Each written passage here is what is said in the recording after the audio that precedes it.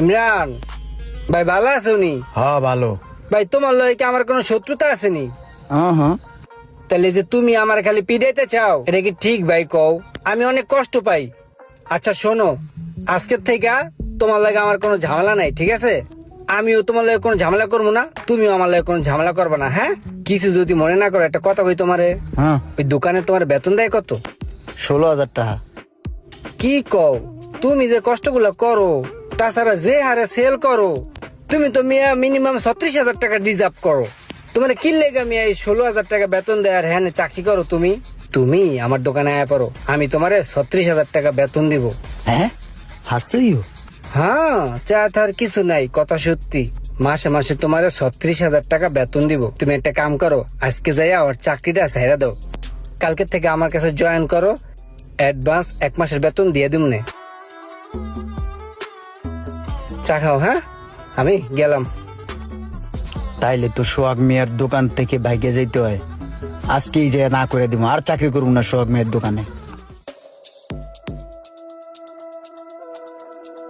Excuse me, hello ভাই, একটা জিনিস আমি খেয়াল করতেছি কিছুদিন যাবত, মানে লোকের কদর যে না করতে জানে সেইখানে আমি মনে করি না থাকাটাই বেটার।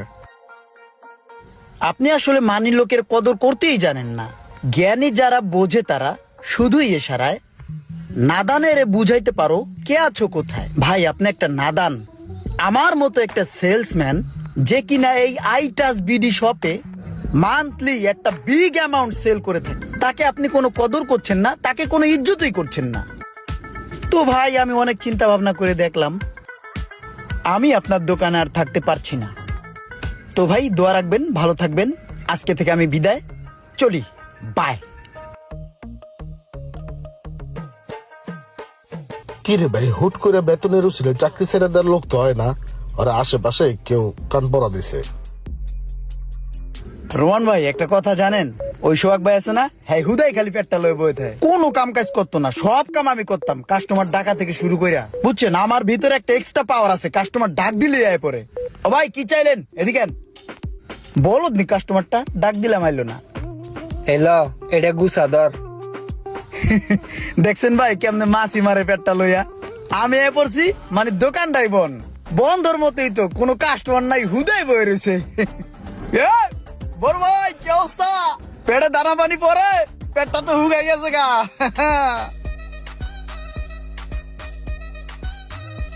কি ভা মোবাইল পড়ে যায়, পেটের ভারে লড়তে পারো না, এইভাবে একদিন ব্যবসাটাও পড়ে যাবে। আমি কি জিনিস আমার কদর বুঝলা না? একটু মোবাইলটা উঠায় দাও না। কোন দুঃখে? তোমার দোকানের কর্মচারী আমি, আমার দোকানে এই যে, ঠিক আছে তোমারটা তুমিই উঠাই নাও। স্যার আপনার মোবাইলটা পড়ে গেছিল। ধন্যবাদ ভাই। ভাই লজ্জায় পইরাই বলতে হইতাছে, এখন মাস চলে গেল গা, সপ্তাহ একটা পার হয়ে গেল গা, আপনি তো এখন রাও করতেছেন না, বেতন টেতন দিতেছেন না। এখন ভাই আমার পিঠ তো দেওয়ালের লগে ঠেকে গেছে গা, বাসা ভাড়া, খাওয়া দাওয়া বিল, বেতনটা তাহলে বিকেলে দিয়েন, তাহলে একটু ভালো হয়। এই বেটা তোরে কি এর বেতন দিমু? তুই কি কাম করছিস? আমার মাসকে বেতন, আমি আপনার এনে কাম করি, বেতন দেবেন না? 1 মাস তো হয়ে গেল, 36,000 টাকা বেতন। তুই কি এর কাম করছিস? এই বেটা সারাটা মাস তুই কোনো কাম করছিস? তুই তো সারাটা মাস এনে বয়ে বয়ে আমার লাগে গল্প করছিস আর সব ওই সোয়াগ্যার বদনাম করছিস। তুই সোয়াগ্যার বদনাম করছিস দেখে কি তোরে আমার বেতন দিতে হইব? তোরে যে আমি বেতন দিব, তুই বেতনের কি কামটা করছিস? কি কাম করছিস তুই? সারা মাস বেড়া সেট বেচছস, সারা মাস বেড়া একটা সেট বেচছস, আর একটা সেটের লাভ হয়েছে মাত্র 200 টাকা। তুই 100 টাকা পাইতে পারস, দাঁড়া তোর 100 টাকা দিতেছি। কি কোন ভাই এডি? আপনি আমার 36,000 টাকা বেতন কবলাইয়া আপনার দোকানে আনলেন, আমি সোহাগের দোকানে চাকরি ছেড়ে আপনার দোকানে আইলাম। কথা কোন ভাই আপনি প্রেজেন্ট ভাই? হ্যাঁ 36,000 টাকা বেতন, 36,000 টাকা চাইলে পাওয়া যায়? মানে গাছে লাড়া দিলাম আর টাকাটা চপচপ চেয়ে পড়লো, আর তোমার এনে দিয়ে দিলাম, তুমি মস মশাই বাংলা আর সোহাগের বদনাম করলা না? বাড়া তুই আমার দোকানতে বাড়া, সর একটা কানসান নিচে মানুষ। রোমান শুনো, তুমি কিন্তু বয়স আমার বেশি একটা বড় হইবে না, বুঝছো? তোমার টাকা আছে, দোকান আছে, এর লিগে তুমি পাওয়ার দেখাইলে, পাওয়ার আমারও আছে, বুঝছো? তোমার যদি এই দোকান আর ট্যাব বসে না থাকতো না, তোমার কান কান সব তবদা লাগাই লাইতাম, আমার চিনো না, অমান করলাম আমারে। যা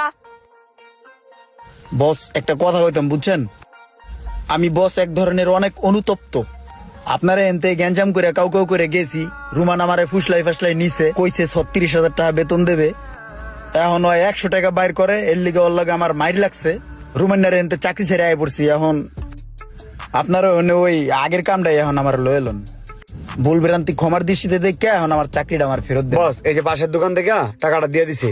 ঠিক আছে, দেখো ইমরান, তুমি আসলে যে কাজটা করছো এটা এক প্রকারের লোভ করছো তুমি। আর এই লোভ করে তোমার যা ছিল সবকিছু তুমি হারাইছো। কখনোই কোনো কিছু নিয়ে বেশি লোভ করতে হয় না। যখন যা পাবা তা নিয়ে শুক্রিয়া করা উচিত। তোমার যে পজিশনটা ছিল এই দোকানে, ওইখানে আমি মোশারফকে রাইখা ফেলছি। একটা কথা আছে না, লোভে পাপ, পাপে মৃত্যু।